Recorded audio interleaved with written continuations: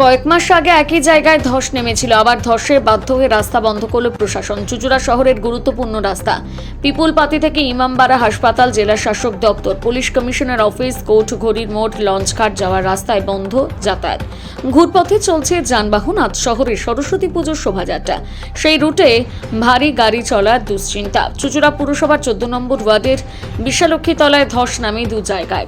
ধসের ফলে রাস্তায় বড় গর্ত হয়ে যায়। ট্রাফিক পুলিশ গার্ডরেল দিয়ে রাস্তা আটকে দেয়।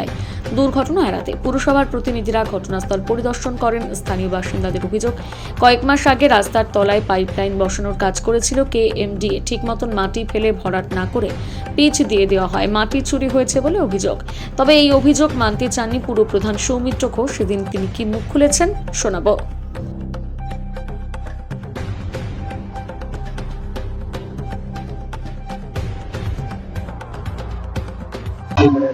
এখানে ধস তো সবসময় নামছে, এই রাস্তাটা সবসময় ধস। এই তো মানে বলা যায় না, এখানে ধস নামছে, তখনই ধস নামছে। এই তো সকালবেলা, ভোরবেলা, কালকে ওটা বিকেলবেলা, এটা একটা সকালবেলা। হ্যাঁ, বড় ধস এটা নেমে গেছে সকালবেলা, ভোরবেলা হয়েছে এটা, ওটা বিকেলবেলা হয়ে গেছে। এখানে এই বিশ্বলক্ষ্মী মায়ের থেকে নিয়ে একটু পুরপাতি অব্দি এখানে ধস নামে। এখানকার রাস্তার নিয়ম আছে। ঘাপলা তো ঘাপলা আছে, কি বলবো, কিছু বলা যাবে না। ঘাপলা আছে, কি বলবেন সাধারণ মানুষ, কিছু বলার নেই, চোখ বন্ধ করে থাকতে হবে। মহাত্মা গান্ধী। মনোজ জয়সওয়াল। এই কারণটা এখনো বোঝা যাচ্ছে না, আমরা খুঁজছি। চেয়ারম্যান আমাদের ফোন করেছিল দ্রুততার সঙ্গে কাজটা করার জন্য। আমরা এই ব্যাপারে দ্রুততার সঙ্গে আমার 10-12টা লেবার লাগিয়ে কাজটা আরম্ভ করেছি। এখনো পর্যন্ত বোঝা যাচ্ছে না কেন্দ্রের দশ না আমাদের পৌরসভার দশ, যতক্ষণ না আমরা নিচে যেতে পারছি। এখনো পর্যন্ত আমরা মেনের তলায় যেতে পারছি না, এক্ষুনি কিছু বলা যাবে না। জলটা কিসে বেরোচ্ছে, আমাদের পৌরসভার লাইন না কেন্দ্রের লাইন, এক্ষুনি তো বোঝা যাবে না। মেন পাইপটা না দেখা পর্যন্ত কিছু বোঝা যাবে না। এক্ষুনি আমাকে বলা যাবে না যে কি ব্যাপারে লিক করছে। দেখুন, ধস নামছে কি কারণে সেটা কিছু আমার পক্ষে বলা শক্ত, মানে এই মুহূর্তে যেটুকু হয়েছে সেটুকু আপনাকে বলতে পারি আমি। আর আমার চেয়ারম্যানের নির্দেশ, সিআইসির নির্দেশ, ইঞ্জিনিয়ারদের নির্দেশ যে দ্রুততার সঙ্গে কাজটা করতে হবে। সকালে হয়েছে, সকালে লোক লাগানো হয়েছে, এবার কাজ চলছে। যতক্ষণ না কাজটা কমপ্লিট হচ্ছে ততক্ষণ কিছু আমরা বলতে পারছি না। কি হয়েছে এখনো পর্যন্ত খোঁড়া চলছে, আপনি দেখতেই পাচ্ছেন। হ্যাঁ, যতক্ষণ না আমরা মেন লাইনের নিচে কিংবা সলিডেশন লাইনের নিচে না যেতে পারছি, ততক্ষণ কি লাইনে লিক করেছে এখন কিছু বলা যাবে না। আপাতত বন্ধ থাকবে, কেননা একটা ওই ধসের মধ্যে একটু নেমেছে, সেই জন্য কোনো দায়িত্ব পৌরসভার চেয়ারম্যান নিচ্ছে না।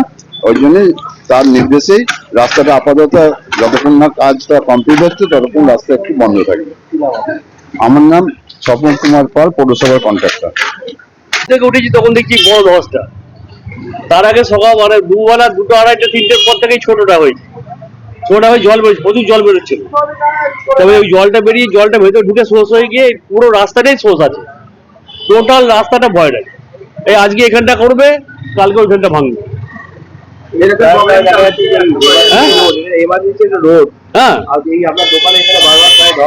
সেটা আমার দোকানে, আমার কপালটা খারাপ বলে আমার সামনেই হচ্ছে। আর বাকি তো কখন তাদের ভালো, তাদের কখন খারাপ হবে কে বলা যাচ্ছে। প্রায় দিন এবং সবকিছু হবে। এটা এই মেন রাস্তা, অনেক বড় বড় অ্যাক্সিডেন্ট হবে। মানে কেএমডি কাজ করার পর থেকে হ্যাঁ, ওরা মাটি বিক্রি করে দিয়ে যেত সব। মানে কেএমডি যখন পাইপ বসাচ্ছে, একদিকে পাইপ বসাচ্ছে, একদিকে মাটি তুলছে। এটা আমরা দেখেছি। সেগুলো কোথায় গেছে কি আছে সেসব আমি বলতে পারবো না, কিন্তু মাটি দিয়ে গেছে, ভেতর ফাঁকা হয়ে গেছে, টোটালটি ফাঁকা। আমি স্ক্যান করবো, স্ক্যানার দিয়ে স্ক্যানার করবো, পুরো দেখবেন লাল সিগন্যাল দেখাবো। টোটালটা সারা সুযোগ সব ভয় আছে। শুধু আমাদের মেন রোড বলে এটা নয়, সব জায়গাতে। হ্যাঁ, চাই বলতে সরকারের পয়সা খরচা করে কাজ করছে, কাজটা যাতে ভালো হয়। সরকারি কর্মচারী যারা আছে দেখাশোনা করা, ইঞ্জিনিয়ার যারা আছে তারা দেখে ভালো করে কাজটা করারই ভালো হয়। আমরা তো ওইসব ইঞ্জিনিয়ারিং ব্যাপারটা বুঝবো না, যারা বুঝবে তারা যদি ঠিক করে দেখে যদি কাজটা করে তাহলে ভালোই হবে। কি নাম? আমার নাম নাড়ু পাল। দেখুন, আজকে সকালবেলা এই ধসের খবরটি আমি পাই। আমাদের 15 নম্বরের কাউন্সিলর বটা ও আমাকে ফোন করে জানায় যেরকম ভাবে মাঝরাত থেকে কালকে ধসটা নামছে। তার সঙ্গে সঙ্গে 14 নম্বরের কাউন্সিলর চন্দ্রিমা ও আমাকে ছবি পাঠায় ধসে। আমি প্রথম যাতে মানুষের বিপদ না হয় তার জন্য ট্রাফিক ইনচার্জকে ফোন করি যে ইমিডিয়েট রাস্তাটাকে আটকাতে হবে, নাহলে ভারী গাড়ি ঢুকে বিপদ ঘটতে পারে। পাশাপাশি আমাদের আর একটা চিন্তা আছে, পিপুলপাতি মোড় থেকে বকুলতলা মোড় আজকে সরস্বতী পুজোর কার্নিভাল আছে। আজকে এই রাস্তা যদি গাড়ি বন্ধ হয়, যদি কার্নিভালের রাস্তায় গাড়ি ছাড়তে হয়, সেটাও বিকাল পর্যন্ত, সন্ধ্যের পর সেখান থেকে গাড়ি যাবে না। যার জন্য প্রথমেই আমি ট্রাফিককে ইনভলভ করি, সঙ্গে সঙ্গে থানার আইসিকে ফোন করি।